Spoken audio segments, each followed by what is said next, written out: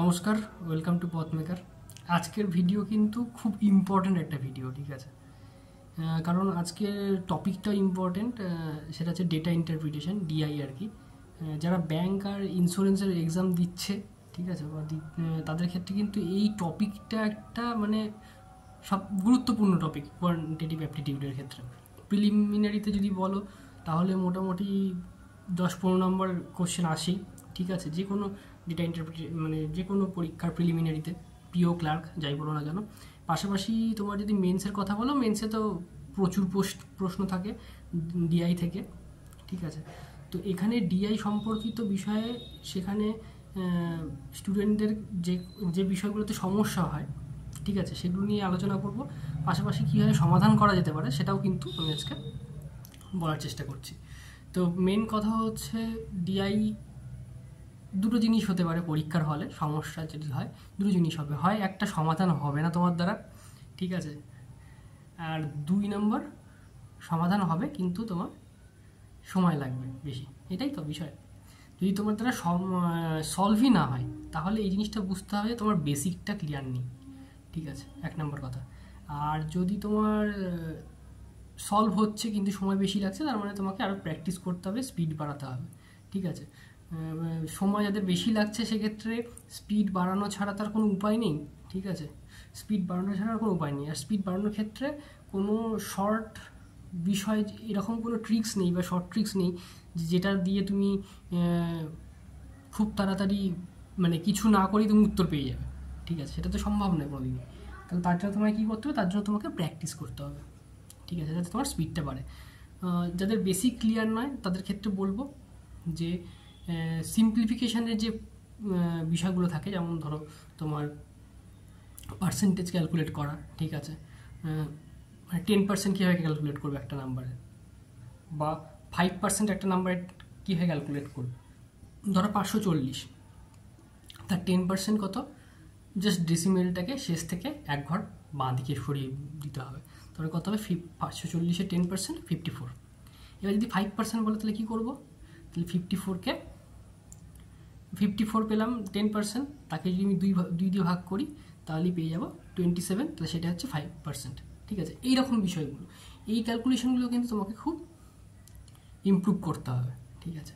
এগুলো মুখোমুখি যাতে তুমি ক্যালকুলেট করতে পারো সেই দিকটা তোমার কিন্তু নজর দিতে হবে, ঠিক আছে। এইরকম সিম্পলিফিকেশনের যে বেসিক জায়গাগুলো সেগুলো তোমাকে প্রথমে ক্লিয়ার করো, 1 নম্বর।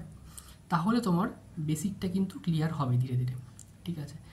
যেগুলো ডিআই মূলত যেগুলো থাকে, ঠিক আছে, প্রিলিমিনারিতে বেশিরভাগ ডিআই কিন্তু শুধু ক্যালকুলেশনের উপর ডিপেন্ড করে। আর সবথেকে বড় কথা যেটা, যার ইংলিশ পড়ার মানে রিডিং স্কিলটা ইমপ্রুভড আছে তার কিন্তু অবশ্যই তোমার হচ্ছে মানে ডিআইটা করতে সুবিধা হবে।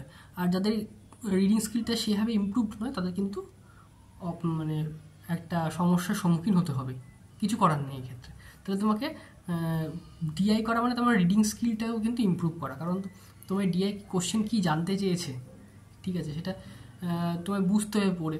সেটা যদি তোমার রিডিং স্কিল বেটার না হয় তাহলে কিন্তু তুমি সেটা পারবে না করতে, 1 নম্বর। 2 নম্বর গেল যাদের মানে স্পিডটা কম, তাদের ক্ষেত্রে আমি বলবো সবসময় যাদের স্পিড কম তারা প্র্যাকটিস করো। প্র্যাকটিস কীভাবে করবে? প্রথম কথা হচ্ছে কীভাবে করবে। তাহলে একটা ডিআইএ তোমার প্রিলিমিনারি লেভেলের যদি ডিআই হয় তাহলে পরে আমাকে সেই 30 সেকেন্ডের গল্প যেতে হবে, ঠিক আছে, যে একটা প্রশ্ন করবো আমি 30 সেকেন্ডে, তার মানে একটা ডিআই আমাকে 2.5 থেকে 3 মিনিটের মধ্যে নামাতেই হবে যেমন করেই হোক, ঠিক আছে। তাহলে প্রথমেই তুমি ধরো যে বার গ্রাফ করবে, বার গ্রাফ রিলেটেড যে ডিআইগুলো থাকে সেগুলো করবে, বা পাই চার্ট রিলেটেড যে ডিআই আছে সেটা করবে। সেটা নাও 2 থেকে 3টে সিলেক্ট করো, যে আমি আজকে 2-3টে এরকম কোশ্চেনে তুমি সিলেক্ট করে টাইমার অন করো। টাইমার অন করে কিন্তু তুমি করতে পারো, তাহলে কিন্তু তুমি তাড়াতাড়ি তোমার টাইমের সাথে সাথে কিন্তু তোমার সেই মানে বোঝাপড়াটা তৈরি হবে, সেটা কিন্তু তোমার ইমপ্রুভ করবে স্পিডটাকে, ঠিক আছে। এটা গেল প্রিলি লেভেলের ক্ষেত্রে। এবার যদি মেন্স লেভেলের কথা বলি, মেন্স লেভেলের কী হয়, যে মেন্স লেভেলের ডিআইগুলো শুধুমাত্র যে ক্যালকুলেশন বেস থাকে তাই নয়, সাথে কী থাকে, সাথে থাকে আছে অ্যারিথমেটিকের যে একটা ধারণা, ঠিক আছে। যার অ্যারিথমেটিকের ধারণাটা যত বেশি হবে, ঠিক আছে, তার কিন্তু সেক্ষেত্রে মানে তোমার পিক করতে সুবিধা হবে। আমি লাস্ট যখন আইবিএস আরআরবি অফিস অ্যাসিস্ট্যান্টটা ক্লিয়ার করি, ঠিক আছে, সেক্ষেত্রে আমি দেখেছিলাম নিজে, যখন আমার মার্কসটা স্কোর কার্ডটা বেরোয় তখন আমি দেখেছিলাম যে আমার কোয়ান্টিটিভ অ্যাপটিটিউডের নাম্বারটা বেশি ছিল। আউট অফ 40-তে মোটামুটি তোমার 30+ ছিল, ঠিক আছে। তার কারণ হচ্ছে আমার ডিআইটা কিন্তু বেটার করতে পেরেছিলাম পরীক্ষার হলে। তার কারণ অ্যারিথমেটিক বেসড যে ডিআইগুলো ছিল সেগুলো কিন্তু আমি অ্যান্সার করতে পেরেছিলাম, তার ফলে কিন্তু আমার অনেক সুবিধা হয়েছিল, ঠিক আছে, নাম্বারটা স্কোরটা ক্যারিও করতে আমার সুবিধা হয়েছিল, ঠিক আছে। তো তার জন্য তাহলে আমি বলবো মেন্স লেভেলে ডিআইয়ের ক্ষেত্রে প্রথম জিনিস তোমার অ্যারিথমেটিকের যে বেসিক কনসেপ্টগুলো, যেমন প্রফিট অ্যান্ড লস সম্পর্কে যেসব অ্যারিথমেটিক থাকে সেগুলোর বেসিক জিনিস, মানে কারোর উপরে আমি প্রফিট ক্যালকুলেট করব, লস পার্সেন্টেজ কীভাবে ক্যালকুলেট করছি, প্রফিট পার্সেন্টেজ কীভাবে ক্যালকুলেট করছি, ঠিক আছে, এই বিষয়গুলোর উপর কিন্তু তোমায় জোর দিতে হবে। এগুলো যখন তোমার ক্লিয়ার হয়ে যাবে তখন তোমার মেন্স লেভেলের ডিআইটা কিন্তু সত্যি সত্যি তোমার তখন সলভ হতে শুরু করবে।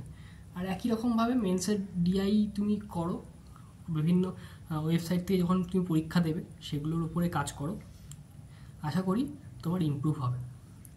তো আজকের ভিডিওটা এইটুকুই বলার, ঠিক আছে, দেখা হবে অবশ্যই নেক্সট ভিডিওতে। ততক্ষণের জন্য টাটা। আর চ্যানেলে যদি নতুন হয়ে থাকো তাহলে চ্যানেলটাকে সাবস্ক্রাইব করে দিও। ভিডিওটা ভালো লাগলে একটা লাইক করো, বন্ধুদের সাথে শেয়ার করো। দেখা হচ্ছে নেক্সট ভিডিওতে।